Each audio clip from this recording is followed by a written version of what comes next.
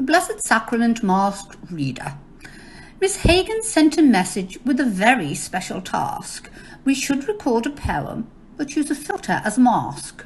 She said to choose one wisely, to give a little clue as to who it is reciting so the children could guess who. I do so love reading poetry and tried to choose a poem, but I couldn't pick a favourite, so I thought, I'll write my own. I was thinking of a topic I could write for you in rhyme. And there, in Miss Hagan's message, was the topic all the time. The Blessed Sack Masked Reader, guessing who is who. And just to help with who this is, I have some clues for you. I pop in and out of classrooms, checking everything's okay. It could be in the morning or any time of day. You may see me in the assembly, on the yard, or in the hall. And that's all the clues I'm giving. There'll be no more clues at all. So enjoy all of the poems, use the clues and have a guess. Have a wonderful workbook day. Listen carefully, and God bless.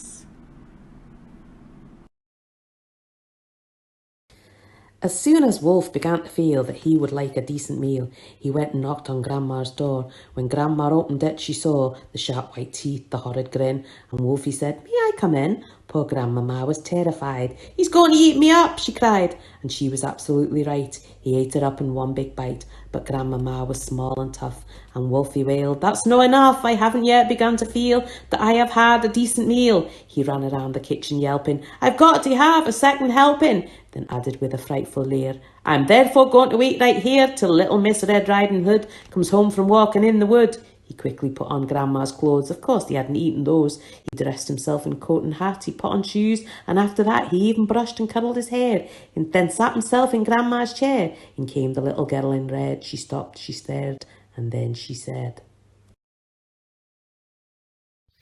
"How doth the little crocodile improve his shining tail, and pour the waters of the Nile on every golden scale?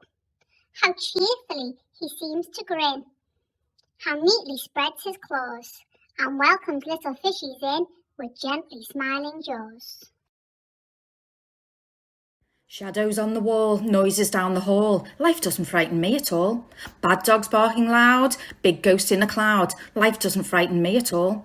Mean old Mother Goose, lions on the loose. They don't frighten me at all. Tough guys fight all alone at night. Life doesn't frighten me at all. Panthers in the park, strangers in the dark. No, they don't frighten me at all. The new classroom where boys all pull my hair. Kissy little girls with their hair in curls. They don't frighten me at all.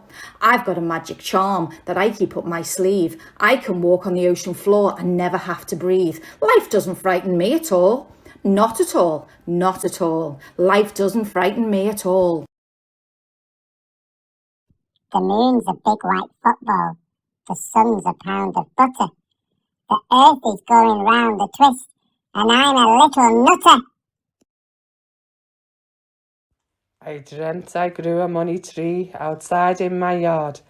My job was to care for it, and I worked very hard. I saw that it was watered, it grew so straight and tall, and when the money ripened, I picked it in the fall. The flowers were green dollar bills, the seeds inside were coins, and others grew and glittered where all the branches joined. On windy days I stood below and held a great big bucket. Other days I climbed right up to find one ripe and pluck it. People say that money doesn't really grow on trees. I know, I only wish it did, just like in my dreams. So this is a poem called Little Boy Blue by Darren Sadelli. Little Boy Blue, please cover your nose. You sneezed on Miss Muffet and ruined her clothes. You sprayed Mother Hubbard and now she is sick. You put out the fire on Jack's candlestick. Your sneeze is the reason poor Humpty fell down. You drenched Yankee Doodle when he came to town. The blind mice are angry. The sheep are upset. From now on, use tissues so no one gets wet.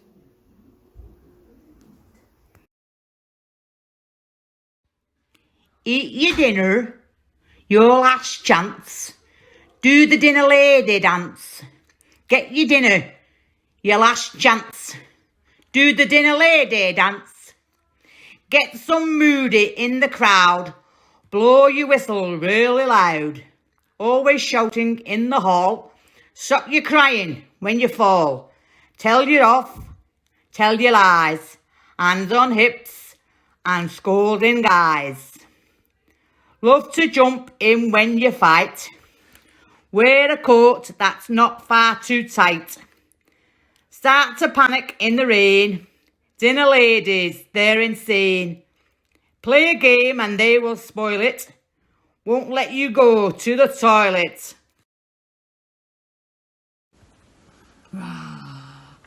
My poem is called On the Ning Nang Nong, and it's by Spike Milligan. On the Ning Nang Nong, where the cows go bong, and the monkeys all say boo. There's a nong nang ning, where the trees go ping, and the teapots jibber jabber too. On the nong ning nang, all the mice go clang, and you just can't catch 'em when they do. So it's ning nang nong, the cows go bong. Nong nang ning, the trees go ping. Nong ning nang, the mice go clang. What a noisy place to belong. On the ning nang nong. Bye.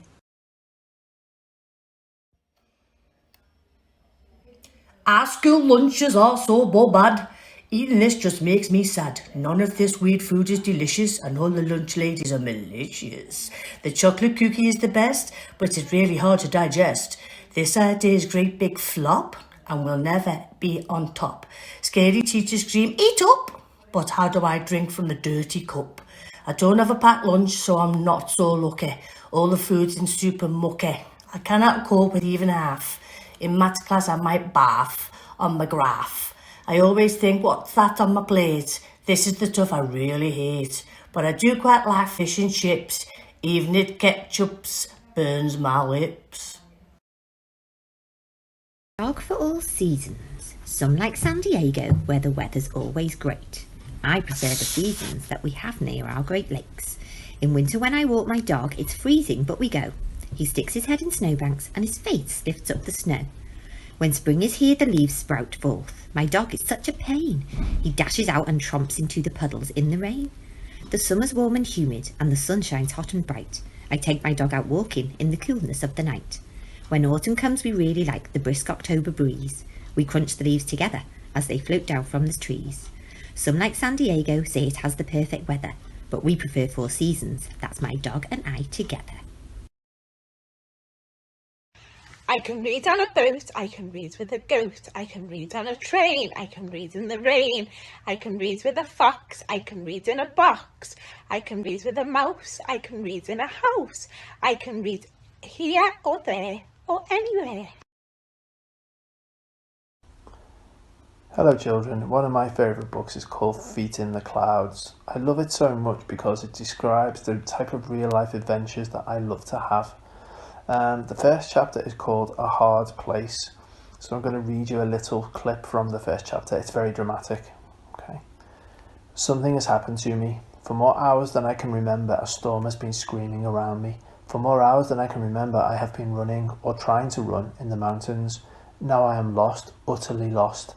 Every muscle in my body is shaking. Both my feet are blistered raw.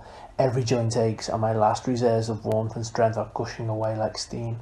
A cloud of icy fog clings thickly to everything, smothering the afternoon into twilight. Winds whip me randomly like a loose sail in a wild sea.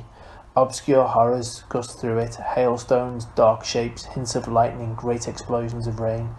Yet I cannot actually see more than a few yards around me, except on 2 brief occasions when the storm rips through the mist to reveal ghastly cliffs in all directions.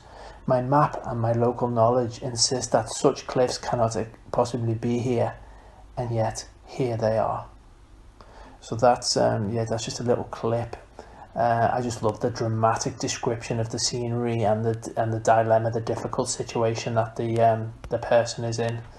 So you can probably guess from the subject matter which teacher I am. But I hope you enjoyed my little clip. Thank you.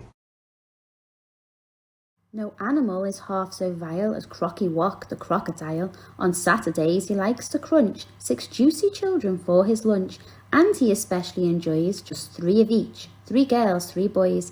He smears the boys to make them hot with mustard from the mustard pot. But mustard doesn't go well with girls, it tastes all wrong with plaits and curls. With them what goes extremely well is butterscotch and caramel.